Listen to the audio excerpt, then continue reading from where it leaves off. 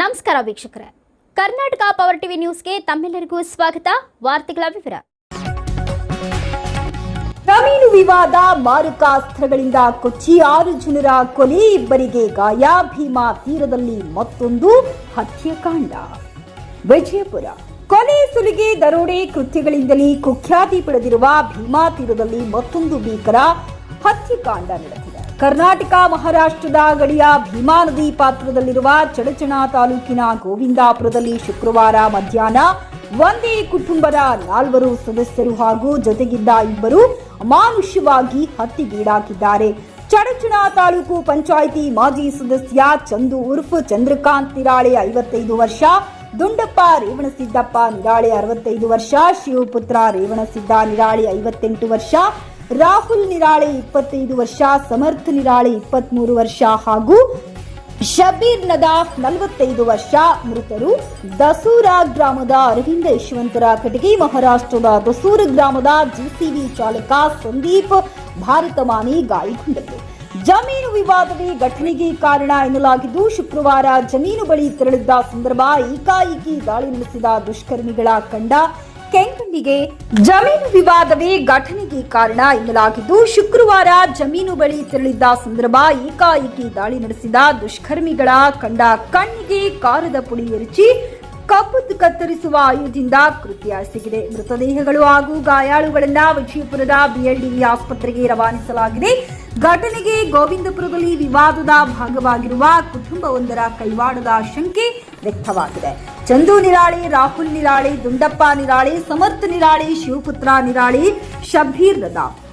ಘಟನೆಗೆ ಕಾರಣ ನಿರಾಳೆ ಕುಟುಂಬ ಗೋವಿಂದಪುರದಲ್ಲಿ ಇತ್ತೀಚೆಗೆ ಖರೀದಿಸಿದ 25 ಎಕರೆ ಜಮೀನು ಕಳೆದ 15-16 ವರ್ಷ ಪಾಳು ಬಿದ್ದಿತ್ತು. ಘಟನೆಯಲ್ಲಿ ಗುಂಡಿನ ದಾಳಿ ಬಗ್ಗೆ ಮೇಲ್ನೋಟಕ್ಕೆ ಕಂಡು ಬಂದಿಲ್ಲ. ತನಿಖೆ ಪ್ರಗತಿಯಲ್ಲಿದೆ. ಮರಣೋತ್ತರ ಪರೀಕ್ಷೆ ಬಳಿಕವೇ ದಾಳಿ ಕುರಿತು ಖಚಿತವಾಗಲಿದೆ ಎಂದು ಎಸ್ಪಿ ಲಕ್ಷ್ಮಣ ನಿಂಬರ್ಗಿ ಪ್ರತಿಕ್ರಿಯಿಸಿದ್ದಾರೆ. ಸ್ಥಳದಲ್ಲಿ ಎಎಸ್ಪಿ ಇಂಡಿ, ಡಿವೈಎಸ್ಪಿ, ಸಿಪಿಐ ಸೇರಿ ಪೊಲೀಸರ ತಂಡ ಬೀಡು ಬಿಟ್ಟಿದೆ. ಗೋವಿಂದಪುರದ ಕಲ್ಲನಗೌಡ ಈಶ್ವರಗೌಡ ಪಾಟೀಲ ಎಂಬುವರ ಪುತ್ರ ಶಿವಾನಂದ್ ಎಂಬಾತ ಅದೇ ಊರಿನ ಗಾಣಿಗ ಸಮುದಾಯದ ಹುಡುಗಿಯನ್ನ ಹಿಂದೆ ಅಪಹರಿಸಿಕೊಂಡು ಹೋಗಿದ್ದ. ಇದರಿಂದ ಆ ಸಮುದಾಯದ ಶಶಿಕಾಂತ್ ರಮೇಶ್ ತೇಲಿ, ಪ್ರಶಾಂತ್ ರಮೇಶ್ ತೇಲಿ, ಕಾಮನಿಂಗ ಸಂಗಪ್ಪ ತೇಲಿ, ಮಹದೇವ ಸಂಗಪ್ಪ ತೇಲಿ ಎಂಬುವರು ಶಿವಾನಂದನನ್ನ ಕೊಲೆ ಮಾಡಿದ್ದರು. ಪ್ರಕರಣ ನ್ಯಾಯಾಲಯದಲ್ಲಿ ವಿಚಾರಣೆ ನಡೆದು ಆರೋಪಿಗಳಿಗೆ ಶಿಕ್ಷೆಯಾಗಿತ್ತು. ಆರೋಪಿತರು ತಮ್ಮ ಮೇಲೆ ಪ್ರಕರಣ ದಾಖಲಾದ ನಂತರ ಗೋವಿಂದಪುರದಲ್ಲಿನ ಜಮೀನನ್ನ ಬಿಟ್ಟು ಬೇರೆ ಊರಿಗೆ ಹೊರಟು ಹೋಗಿದ್ದರು. ಅಂದಿನಿಂದ ಆ ಜಮೀನಿನಲ್ಲಿ ಉಳುಮೆ ಮಾಡುತ್ತಿರಲಿಲ್ಲ. ಇದೇ ಜಮೀನನ್ನು ನಿರಾಳೆ ಕುಟುಂಬ ಖರೀದಿಸಿದ್ದು. ಈ ವಿಷಯದ ಬಗ್ಗೆ ತಕರಾರು ಉಂಟಾಗಿಯೇ ಕೊಲೆಗೈಯಲಾಗಿದೆ ಎಂಬ ಪ್ರಾಥಮಿಕ ಮಾಹಿತಿ ಇರುವುದಾಗಿ ಎಸ್ಪಿ ಲಕ್ಷ್ಮಣ ನಿಂಬರ್ಗಿ ತಿಳಿಸಿದ್ದಾರೆ.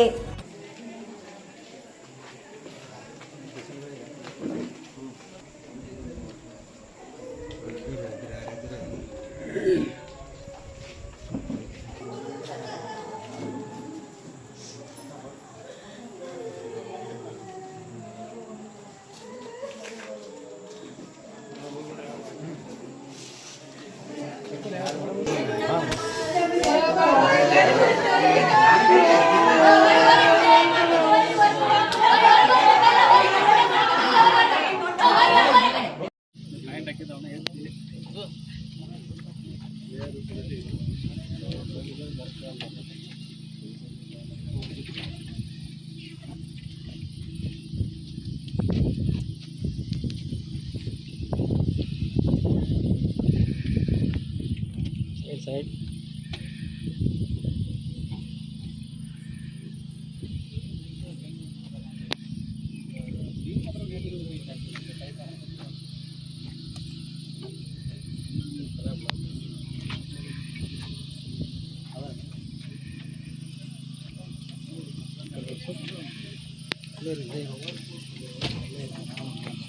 ಚಡ್ಚನ್ ಪೊಲೀಸ್ ಠಾಣಾ ವ್ಯಾಪ್ತಿಯ ಗೋವಿಂದಪುರ ಗ್ರಾಮದಲ್ಲಿ ಹೊಲದಲ್ಲಿ ಕೆಲವರು ಕೆಲಸ ಮಾಡ್ತಿರೋ ಸಮಯದಲ್ಲಿ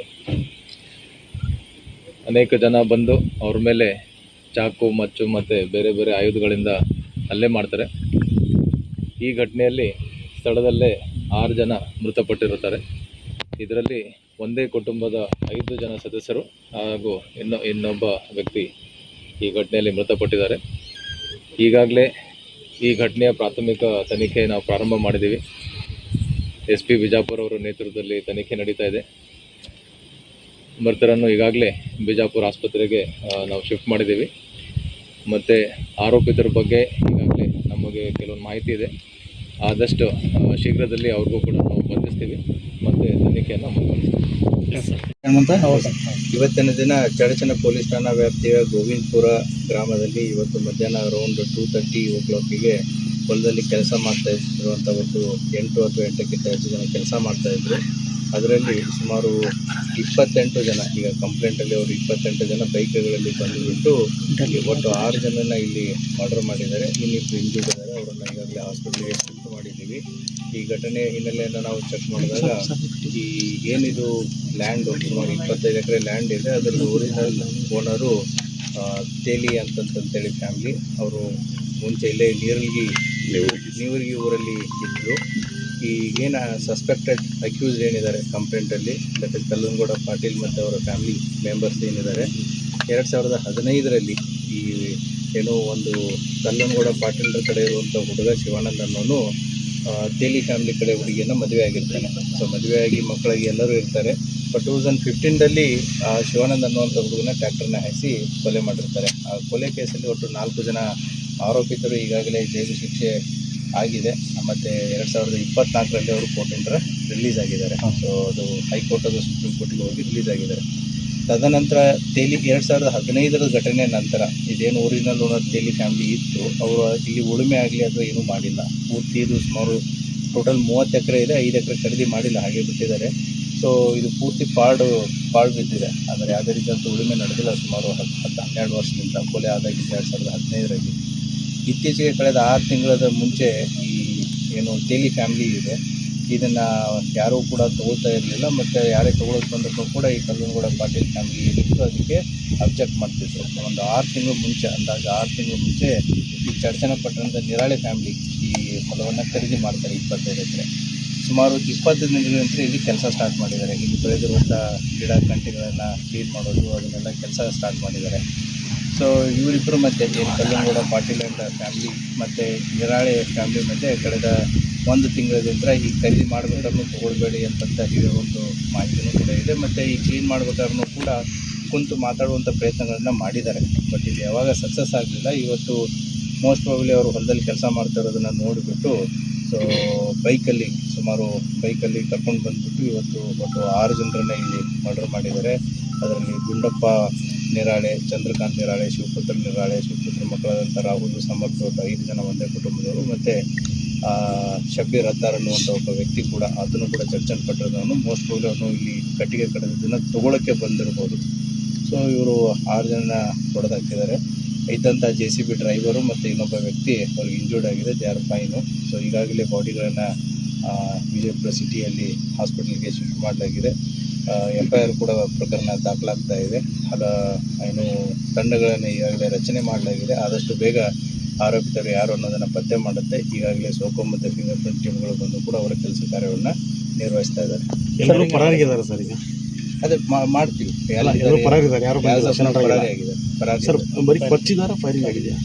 ಈಗ ಸೂಪರ್ಫಿಷಿಯಲಿ ನಾವು ಇಂಜುರೀಸ್ಗಳನ್ನ ನೋಡಿದಾಗ ಮೋಸ್ಟ್ ಪ್ರಾಬಬ್ಲಿ ಇದು ಹರಿತವಾದಂಥ ಕೊಯ್ತ ತೊಗೊಂಡು ಕುತ್ತಿಗೆ ಭಾಗಕ್ಕೆ ಹೊಡೆದಿರೋದು ಕಂಡು ಬರ್ತಾ ಇದೆ. ನೇಚರ್ ಆಫ್ ಇಂಜುರೀಸ್ ಕೂಡ ಬಾಡೀಸ್ಗಳ ಮೇಲೆ ಅದೇ ರೀತಿ ಇದೆ.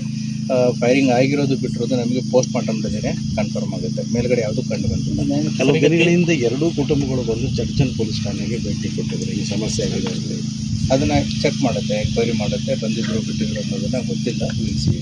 ಸರ್, ಈಗ ಪಾಟೀಲ್ ಫ್ಯಾಮಿಲಿ ಮತ್ತು ತೇಲಿ ಫ್ಯಾಮಿಲಿ ಮತ್ತೆ ದ್ವೇಷ ಇರೋದು ತೊಗೊಂಡಿದ್ದು ಇವರಲ್ಲ, ಇವ್ರಿಗೆ ಯಾಕೆ ಅವರು ಟಾರ್ಗೆಟ್ ಮಾಡಿದ್ರು? ಇವರು ಕೂಡ ಪರಿಚಿತರೇ ಇದ್ದಾರೆ. ನೆರಳೆ ಫ್ಯಾಮಿಲಿ ಆಗಿರ್ಬೋದು ಮತ್ತು ಈಗೇನು ಅಕ್ಯೂಸ್ಡ್ ಫ್ಯಾಮಿಲಿ ಇದೆ ಅವರು ಕೂಡ ಪರಿಚಿತರೇ ಇದ್ದಾರೆ. ಒಬ್ರಿಗೊಬ್ಬರು ಪರಿಚಯನೇ ಇದ್ದಾರೆ.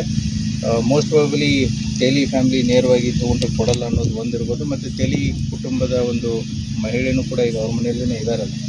ಸೊ ಹಾಗಾಗಿ ಈ ಹೊಲವನ್ನು ಅವರೇ ತೊಗೋಬೇಕು ಅನ್ನೋದೊಂದು ಉದ್ದೇಶ ಇರ್ಬೋದು. But let us see, investigation ಏನೂ ಮುಗಿದಿಲ್ಲ, ಇವಾಗ ಸ್ಟಾರ್ಟ್ ಆಗಿದೆ. Investigation has to reveal more things.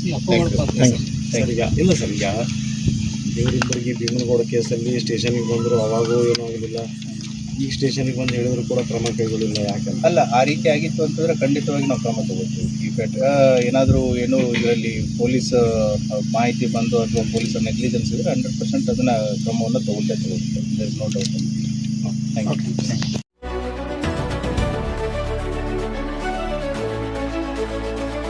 ನೈಜ ಸುದ್ದಿಗಾಗಿ ನಿರಂತರವಾಗಿ ನೋಡ್ತಾ ಇರಿ ಕರ್ನಾಟಕ ಪವರ್ ಟಿವಿ ನ್ಯೂಸ್.